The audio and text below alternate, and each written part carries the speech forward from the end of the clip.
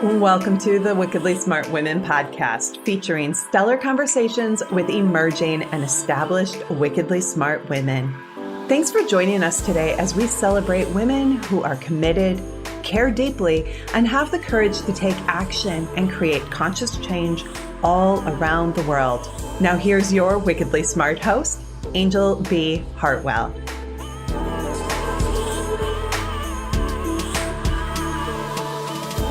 Welcome to another episode of the Wickedly Smart Women podcast, where we celebrate wickedly smart women and provide our listeners with a wealth of wisdom, along with immediately actionable steps to be smarter, spunkier, and more successful in their impact and their leadership. This is your host, Anjel B. Hartwell, and today we welcome our special guest, Joy Cooper.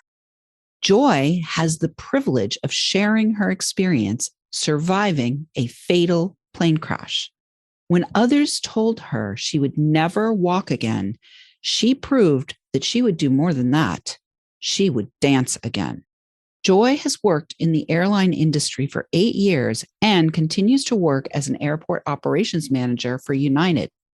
The plane crash broke every extremity, threatening to destroy everything she had worked for, but through the grace of God and her determination, she has learned secrets to overcoming the impossible and living a fulfilled life, regardless of the circumstances. And I had the pleasure of meeting Joy at an event that was hosted by my friend Matt Brawning and Jen Koffel. And Joy's story was just so motivating and inspiring that I said, oh my goodness, we definitely want to hear from you on Wickedly Smart Women. So welcome to the show, Joy. Thanks, Angel. It's great being here. Yeah. Well, I think what we want to do, Joy, is we want to talk probably about the plane crash. But before we go into that, I'd love to hear about what inspired you to be involved in the airline industry to begin with. Were you the one who played dress up as a flight attendant, or dress up as a pilot, or dress up as a gate person when you were a kid? Or what brought you into the airline industry? So my dad brought me into the airline industry, kind of a typical story. Dad was a great pilot. We also loved watching war movies, and especially aviation war movies where, the pilots just did amazing, daring feats. And so in my mind, the best and smartest people were pilots. And so why would I not want to be a pilot? So that's what got me into aviation. And I quickly realized that being a pilot was a little bit out of my price range as far as commercial. So I stopped at just my private pilot's license and got into the airline operations realm of the workplace. So I've been working as a dispatcher and airport controller and now airport operations manager over the last few years, but it's just been amazing. I love it. I love everything about flying and travel and knowing the mechanics of how everything works, from how the plane works to how airports work. It's like a big chess game. I love it. All right. Well, tell us, if you would, about this fatal plane crash. Was this a private thing, or was this were you on a public transport and had that happen to you? Or why don't you just tell us a little bit more about the story? Yeah, I was with my best friend from here in Virginia. So I live and work at the Dulles Airport in Virginia. So she wanted someone to go with her on vacation to Alaska and spend time with her aunt and uncle who had a float plane. And we were going to go down to their wilderness property. And of course I was like, ooh, I'm your friend. Please take me. So we went down there and it was beautiful. They had a float plane. They had property in the middle of absolutely nowhere. It was amazing. No cell service. It was perfect. And it was beautiful and clear. Great trip. Unfortunately, on the flight back, all the weather said everything was fine. We checked it. Visibility was great. But as we started flying back up towards Anchorage, there was a wildfire about 300 miles away, I believe. But the winds had blown the smoke into the mountain passes, and we didn't know it. So as we were flying over the mountain, over the lakes, we hit the smoke, and it went from 1 second, everything was beautiful and clear, and we're looking at whales, to, oh my gosh, I don't know what's outside the window. We can't see. We know we're in a mountain path, but we can't turn because we'll hit a mountain. And if we continue, the risk gets greater, but how do we turn around? And so it was It was a good 2 minutes, which felt like 30 minutes of guys just look out the window and try to see if you could see anything. Like, I don't even know. And thankfully, like the pilot was her uncle, and he was an amazing pilot. He'd had multiple hours flying all over the country, like super good experience. So I'm just chilling there in the co-pilot seat going, well, let's hope his experience pays off, because that would be great right about now. Unfortunately, we were almost back out of the mountain pass, and I believe we hit some sort of turbulence because the plane just jumped up in the air. My door flies open. I grabbed it, slammed it shut, and I'm like, we're almost to Anchorage. I could hold the door shut. It's not a big deal. Then next thing we see is the side of the mountain pretty much. And he pulls the plane up, and every pilot knows what a stall feels like. It's when a plane loses all ability to fly. There's no more wind beneath your wings. It's gone. And you kind of get that sinking feeling in the pit of your stomach, and you practice to avoid those. So when I felt that sinking feeling, and I'm like, we're in the middle of a mountain pass at 2,000 feet-ish, and there's no recovery from this. But at the moment, I felt like the presence of the Lord be like, you're going to be okay. So I'm like, oh, I'm going to be okay. And what happened was we basically just did like a 360 loop and crashed right back into the same mountain that we were trying to avoid. And I woke up probably a couple seconds later to the plane in the side of the mountain. And yeah, it was pretty incredible. I learned a lot about the actual crash portion of it after the fact due to investigations and GPS, but it was amazing how all these tiny little things added up to the devastating crash. And unfortunately, the other three, my best friend and her aunt and uncle, they all lost their lives in the crash. So you were the only survivor? Is that what happened? I was. Wow. Okay. Well, I think one of the things that I want to do is I want to tie this for our listeners. I want to really just pull out of your storyline some things that are interesting to pay attention to that can apply to other areas of life, right? And one of the things that you just said is a lot of little things added up that were unexpected, that had a cumulative effect that ultimately ended up leading to the crash. So first of all, condolences to the loss of your friend and her family. And take us now to, here you are in the middle of the wilderness by yourself. Like, tell us more. What the heck happened next? So I woke up, and of course, I'm thinking, oh, everything's going to be okay. We're going to be in Anchorage. And I thought for some reason I was sitting on the living room floor watching We Were Soldiers, because again, raised watching war movies. And the view that I had out the cockpit window was dirt and brush. And so I was like, oh, we're in the jungles of Vietnam. We're fighting. And then I'm like, wait a second, where's Mel Gibson? He's not here. And then that's like what started rattling me out of my dreamland, was I'm like, there's no Mel Gibson. This is not real. I'm in the side of a mountain. Yeah. So I woke up, I kind of came to the realization. I was like, oh, we crashed into the side of the mountain, didn't we? Or we crashed somewhere. At the moment, I wasn't 100% sure where we were at, but I could hear the sharp beeping of the emergency beacon. So I was like, okay, that's going off. That's good. That means somebody's going to hear it. It's going to take them a while to get out here, because I don't know exactly where we're at, but I know we're nowhere close to civilization, especially no rescue groups. So I thought, okay, well, we were flying over the top of a highway also. So I thought, well, if I can get out of the plane, I could scoot down to the highway, probably get some help, get somebody up here, because the pilot was still conscious at the time. So I tried getting out of the plane, and I quickly realized that my elbow was completely shattered. It kind of swung around like a pendulum, but you don't know that your nerves still work. So I actually used my bad arm in my hands to climb up the windshield and over and around like the framework to try to pull myself up on my half busted elbow. And I did that 4 times before realizing that I was not going to get out of the plane. There was no movement. There wasn't a whole lot of bleeding as far as I could tell, so I wasn't terribly concerned. And again, I knew it was going to take a couple hours. So I did everything I could to assess who and what I could. And of course, I immediately found out that the 2 in the back, honestly, they didn't even know what hit them. There could be a blessing out of that. It would be that they didn't even know. Like, we had the best weekend of my and probably my best friend's life, just so peaceful and beautiful. And then the next second, you just don't know. But they didn't have to suffer at all. So I did everything that I could. I couldn't do anything. And so I thought, you know what? When the guys get here, I need to be 150% ready to do whatever I can do and as strong as I possibly can, because it's going to be tough.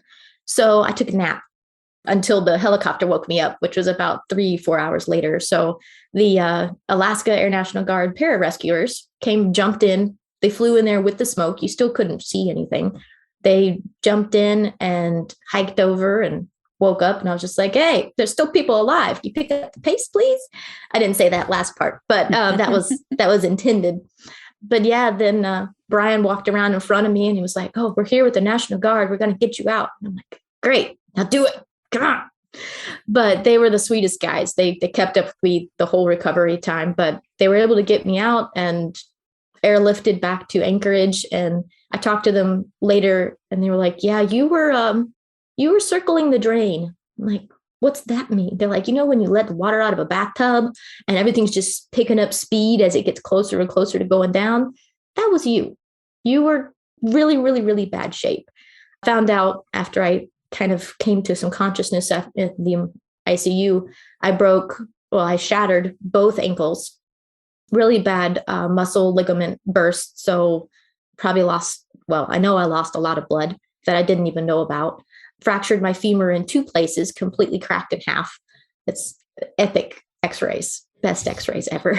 And I also had broken my left wrist, which I fell asleep on like an idiot, and had also fractured my spine. So that part also had 4 spinal cord tears, which rendered me pretty much, I was paralyzed from the waist down. It was an L1 tear. And the doctors were like, you're probably not going to walk again. And it may come back because it was a tear, not a cut, but we can't promise anything. So you're just going to have to get used to life, not walking, not having any function below the waist. And I was like, no, that can't be possible. Like, I love to salsa dance. I love to ballroom dance. Like, that's what I love to do. And I'm going to dance again. And they're like, that's very sweet. How about we give you some more drugs?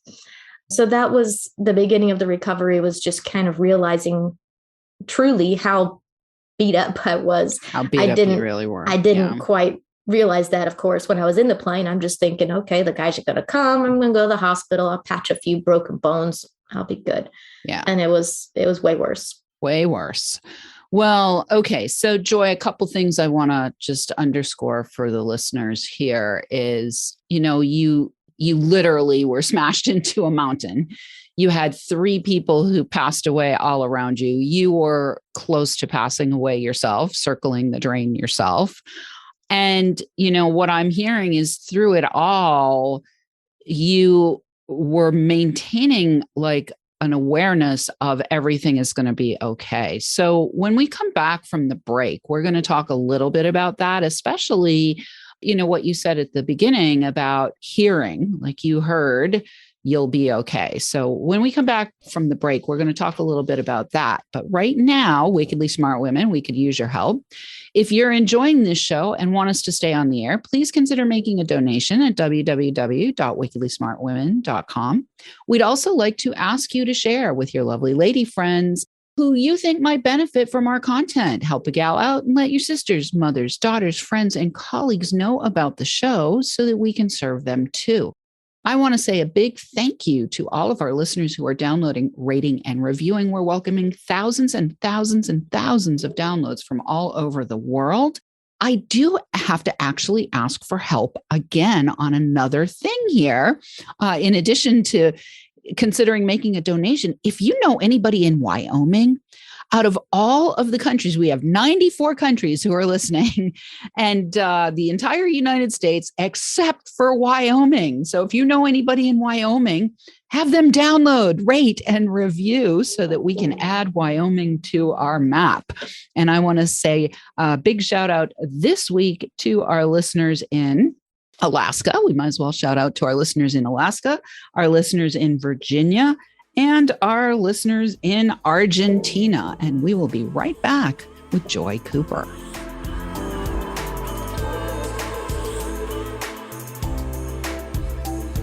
The Wickedly Smart Women podcast is brought to you by the Wealthy Life Mentor. Women, are you on the edge knowing that life is calling you to make a change? Are you ready to be part of the evolution of what it means to be a wickedly smart woman, creating your wealthy life by design, a life that is an extraordinary work of art? Anjel B. Hartwell, the Wealthy Life Mentor, is hired by women in transition. Women just like you who want to break through to their brilliance, become clear on the value of their wisdom, and embody a beauty-filled, balanced life of shameless self-expression. Discover your wealthy life readiness by taking the quiz at quiz.wealthylifementor.com.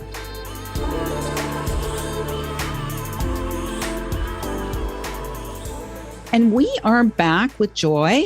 If you have any interest in bringing joy to your either next corporate event or to any of your tele events, if you have tele summits or any other kind of event where you're looking for somebody to bring their motivational and inspirational story, Joy is keynote speaking now, and, it's on the side. She is still working full time for United, but she is definitely in a place in her journey where she wants to bring this story to more people and where she wants to inspire and motivate others to know that even in the most fateful of crashes and even with the most fateful of diagnoses, that there is hope and there is possibility for recovery, and she is living embodiment of that. So you can find out more about Joy at her Linktree, which we will have for you in the show notes. It's a Linktree link where you want to go to linktr.ee/Joy Cooper. We will, as I said, have that for you in the show notes. So if you're looking for a great motivational speaker to book, why don't you consider Joy? Quite the story she has. So Joy, we've got a few minutes left in our time together. So in this last little section of time, what I really want to go into now is I want to talk about, first of all, could you give us a little bit more about this voice that came to you and said, you're going to be okay? And what was it, either internally or from your own life, that allowed you to navigate through this entire tragedy while at the same time keeping this positive mental attitude? I would say it wasn't so much a voice as like a feeling. I mean, we always learn you have the still small voice of God that just kind of speaks to every part of who you are, whether you actually hear it or not, or it's something that you just hear in your soul. I believe that's more what it was, but whatever it was, my soul and my heart understood it. And honestly, I forgot about it for a couple of weeks. The first few weeks I was in ICU, emergency room, it was just, honestly, I don't remember the first week hardly at all. I remember blips. But after that, I was like, wait a second. The Lord said I was going to be okay. And what part of this is okay? What part of being paralyzed and having 3 enormous external fixators screwed into my limbs and 3 wound vacs and being told I'm never going to walk again? How is that okay? And that's something that I struggled to learn throughout the whole process. And I quickly learned, you know what? I'm alive. And I am still able to bless others with my story, with my words, with my actions. I am still able to be a very viable person. I lost no viability. I'm still here. I'm still able to live a very fulfilled life that's able to impact other people. And so I am okay. I'm actually better than okay. God's given me an amazing story that I can share with other people about overcoming things that they would think would be impossible. And that was something that I kind of was trying to really learn through. And I mean, I've been a Christian my whole life, and it's one of those things where, really nothing comes to test it because you've been there for a while.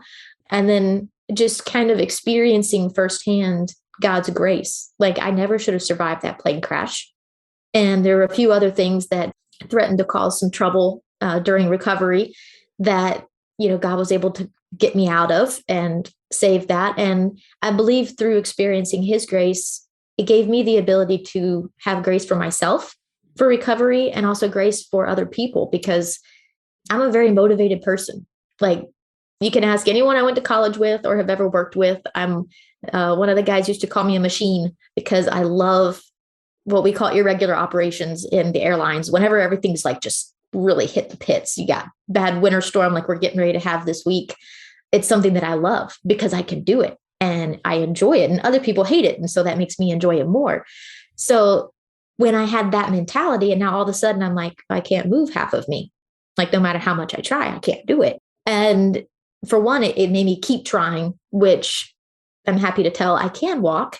And I have actually gone dancing recently. It's clumsy, but it works. Like, I've had some amazing doctors and amazing prosthetic orthopedic sort of guys that have really helped with that journey.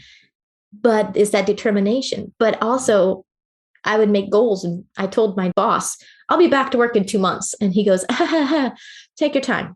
You're going to need it. And I'm like, what? No, I just broke a few bones. Like, it's not a big deal. I'll be back to work in 2 weeks or 2 months. And I didn't go back to work for a year. But instead of letting that get me down, I just learned how to change my goals. Like, I want to be able to move my foot this much.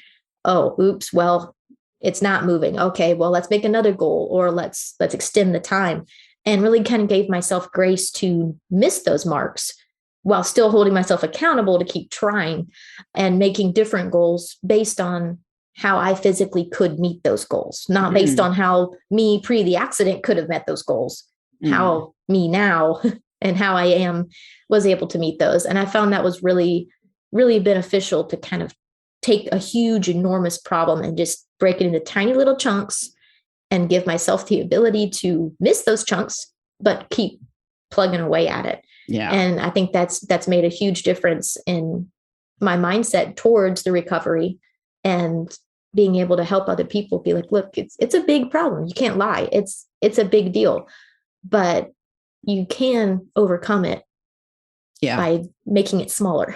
Yeah. Beautiful. How you eat an elephant, right? Yeah, exactly. Well, I definitely want to underscore that little last piece about, really more importantly, about the giving grace, and really about being real with yourself, that you're not the same. Before the accident, you had all of the use of everything. And after the accident, you had very little use of anything.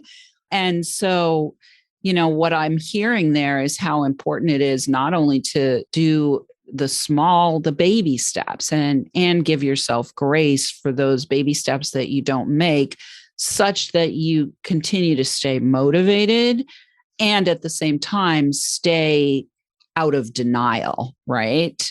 So I think that's really important that I want to underscore. And this is something that is important for anybody who is navigating any kind of crash, right? The airplane crash is a metaphor for any kind of crash. You could have a crash in business. You could have a crash in your personal relationships. You could have a crash in your parenting. You could have a crash in many, many areas of your life. And how do we recover? Not only how do we recover, but how do we accept? Right. That's the other thing that I'm hearing, is that there was a sense of acceptance that needed to come as well. So we've only got a few minutes left, Joy. So in the last 2 or 3 minutes that we have, first of all, how long has it been since the accident? Number one. And number two is, what would you say was essential for you in terms of a support system that allowed you to keep pressing forward towards your goals and giving yourself grace at the same time? So it's been almost 2.5 years since the accident. It was in June of 2019. And my support group, honestly, I had an amazing support group. I was so blessed. Like, my coworkers, my family, even the nurses, the majority of all the nurses were amazing. Those that were not, I was not afraid to fire, because I needed someone who could get me, who could understand and knew that I wanted to push those limits and would encourage me in that. And a lot of the doctors, as much as they would come in and say, we don't know how this is going to work, especially my neurosurgeon who fixed the spine and worked with the spinal cord. He never said, you're not going to. He would give me a look like, you're a little crazy, but he would never say, you're never going to walk again, give up on your dreams. I had one doctor who was like, this is just not going to work. We need to just put a rod up your ankle, fix it, make it not move. You're not going to dance anyway, so who cares? Like, you're not even going to be able to move your legs. And with him, I was a little bit tougher because I'm like, no, we're not going to do that until I see that you understand that I'm going to be able to walk again. I know I'm going to be able to. And I saw the light bulb go off in his head as he was like, all right, well, let's just see how well your ankles, let's see if you can move your leg. And when I moved it, he was like, whoa, I didn't think you could. And it was then I saw like the light bulb go off of, let me see what we can do. Honestly, we eventually did the original recommendation, but I wanted to know that he had gone through all the different steps of what could have done or what could have been better. And I basically would listen to the positive. And whenever there was a negative, I'd just be like, like, it's possible, but I'm going to just log it in the way back file cabinet of my brain. Like, I'm not going to dwell on that. I'm going to dwell on what I can feel, because I could feel possible movement. I could feel nerves. And I wanted to explore that aspect of getting back into it again. Beautiful. So yeah. Beautiful. Well, the last piece there is that I want to underscore is that you advocated for yourself and you didn't take the proclamations of the experts and say, oh, well, then I just, this is it. You were an advocate for yourself and you directed your own recovery is what it sounds like. So, oh yeah, you beautiful. have to. Yeah. Beautiful. All right, Joy. Well, it has been an incredible pleasure having you here today and hearing your story. And I hope our listeners just are able to take from this conversation. I mean, this woman literally hit a mountain in a fatal crash 2.5 years ago and just recently was dancing again. So we really want to celebrate you, Joy, for being graceful with yourself and being committed to your healing and coming to our platform to inspire and motivate our listeners. So listeners, we do love feedback. Please let us know what you thought of today's show by calling into our listener line. We'll have that for you in the show notes, or you can send in questions or guest suggestions to listeners@wickedlysmartwomen.com. We might even give you a shout out on the show. Thanks for tuning in. Keep your ears open and remember, you are a wonderful woman. Thanks for tuning in, downloading, and listening. Be sure to rate and review Wickedly Smart Women on Apple Podcasts and share with other women who can benefit from today's episode. Wickedly Smart Women is the premier podcast series for informing, activating, and inspiring the leader who carries profound wisdom and knows that now is the time to welcome wealth. We welcome your feedback and guest suggestions and invite you to subscribe to our mailing list to be notified of each new episode at wickedlysmartwomen.com.